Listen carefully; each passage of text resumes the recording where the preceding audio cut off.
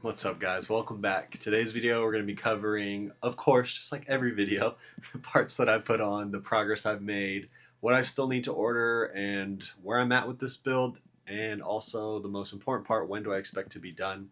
I've got more of a realistic date or time frame in mind now that I'm at the finishing touches. So to start it off, brief overview, and then we'll jump into clips more into detail.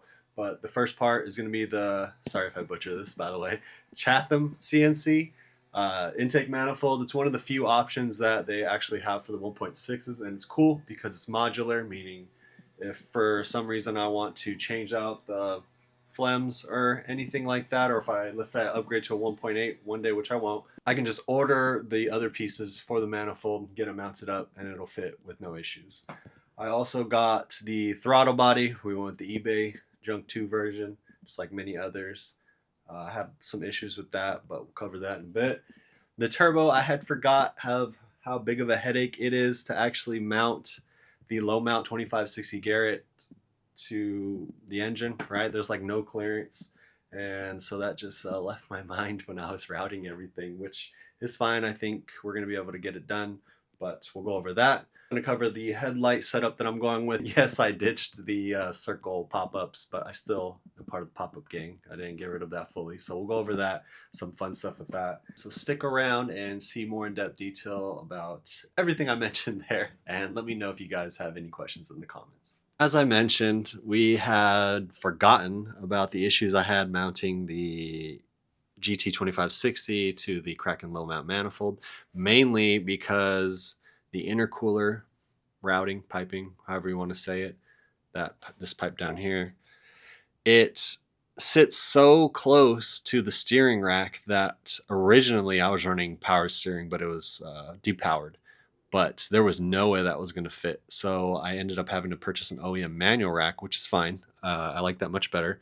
And even that barely fits. And that AN line in there, I switched to a 45 because before it was just a slip-on straight. And so I switched to a 45 because I thought it would flow better with gravity. But I am now thinking that's not going to fit because this is as far as I can clock the turbo without it coming into contact with that. So I think I'm just going to have to go with the old setup as far as the oil drain goes.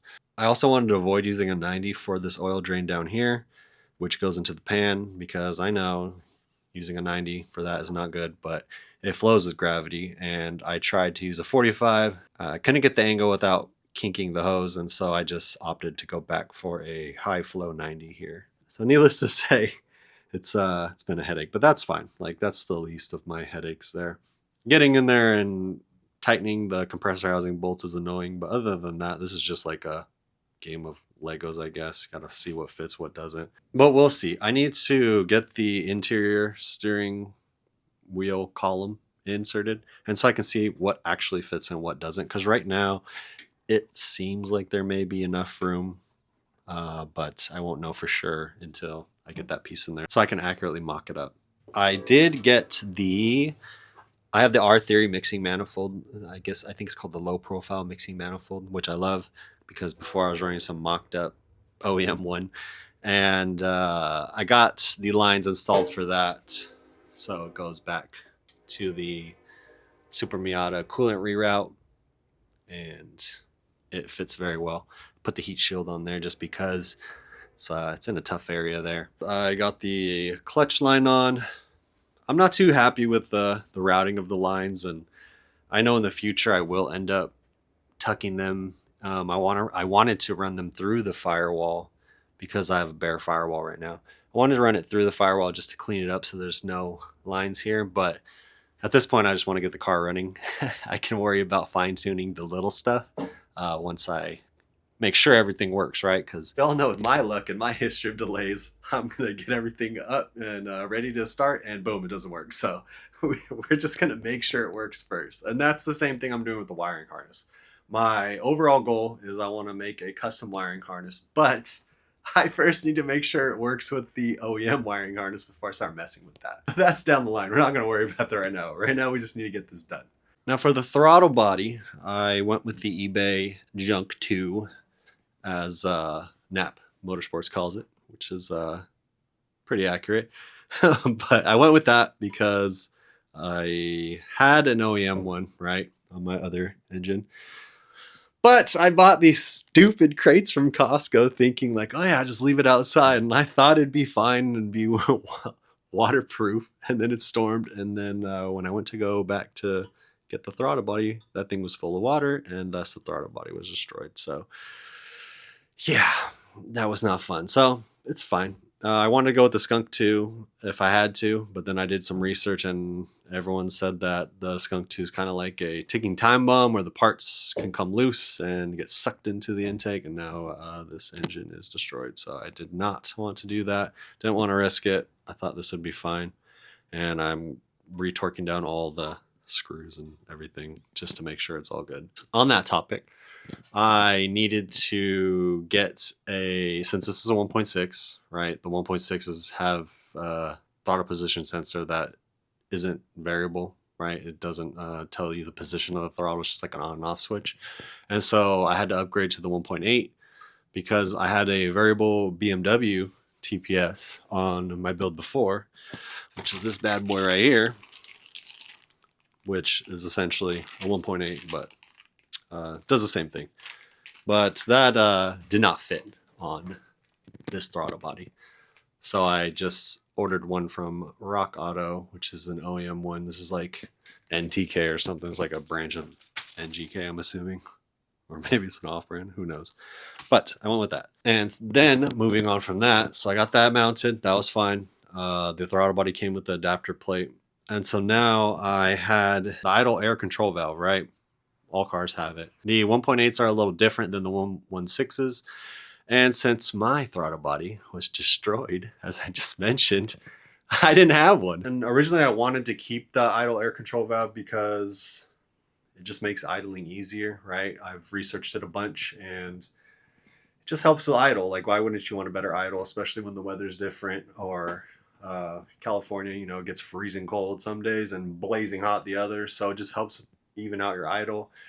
But the throttle body was destroyed, and attached to the throttle body is the idle air control valve. And so I was like, okay, I'll just buy another one. And I looked online and they're like $250. So I was like, definitely not. I do not want to do that. And that was on the low end, by the way. Somewhere like $800, which is crazy. So I am just going to block that off. My tuner can have fun with that because I am definitely not tuning that. I went with the Speed Sage. They make this block off keychain because I live in California. And so I got this cool keychain, and then I thought to myself, I could just convert this keychain into a block off plate. So that's what we're going to do. Luckily, I can retrofit that since that's totally not what you're supposed to do. That's just going to sit down here at the bottom, blocks these holes, seals it off, and thus deletes it. And like I said, the tuner should be able to deal without it. I'm not too worried about that at all. Since we are not running the idle air control valve, that means my elbow to the intercooler piping off the throttle body is not going to work because that had the little hose for the idle air control valve. So we had to order a new elbow for that. And once we get that, it should come today. I think I got it from Fly Miata, and they have incredibly fast shipping. Now, the intake comes with all the hardware you need, of course. The guy was super cool. He realized some of the hardware was having issues with some people, so he just sent it out along with a detailed email about it. And he even asked what throttle body I'm going to use and all that stuff and fuel rail. So super cool guy. But it comes with the throttle cable mount. And the instructions said if you're running a 1.6, you'll have an extension on there, which is essentially another metal piece that screws onto this one to make it longer. And I realized that I don't have to use that, or I'm not going to use that, because if I run the extension, even though this is a 1.6, the throttle would be stuck open a little because there was too much of a distance.